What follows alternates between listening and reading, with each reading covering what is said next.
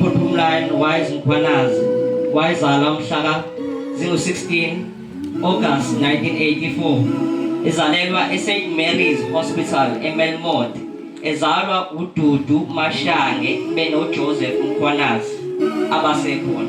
Wafunda amabanga akhe phansi eKhalipa Primary School eMlazi, waqhubeka eMbitane Primary School, waqedela amabanga aphansi kwaDukuza Primary School. Amabanga aphezulu wafundela e-AML Sultan naseGlen Hills Secondary School. uPhumlani umuntu i-nature yakhe was happiness. Yabona uma kuthiwa uNkulunkulu uyahlala edumisweni, uPhumlani ubehlala ekuthokozeni ngoba la khona uPhumlani kakuthokozwa ngaso sonke isikhathi.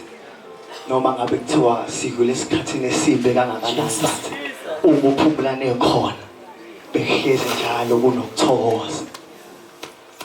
And into ngoPhumlani bazalwane ubebathanda abantu. uPhumlani ubewuthanda umndeni wakhe. uPhumlani ubungeke umhlukanise nomndeni wakhe. Yazi khonto kade ngibuka ukuthi ngomgqibelo ahamba ngawo sabonana eBNB ethatha ingane zakhe eyoyibhukudisa swimming pool eBNB. Wasuka lapho waya kamba ngaThandong.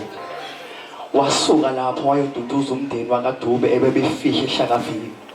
Wasuka lapho wayobona ihlobo kaMaphumulo.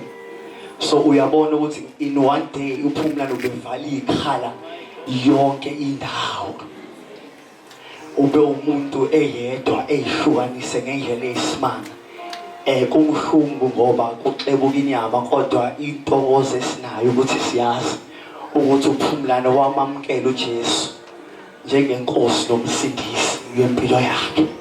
So noma wasikhala kodwa siyaduduzeka ngalokho ukwazi ukuthi uPhumlani uya ezulwini. uSiparwethu ebeyikho konke kuthina, ebe ubhuti wethu ephinde futhi ebe umngani. Siyabonga uthando asikhombise lona siwumndeni nje wonke. Siyabonga uthando akhombise ingane zakhe.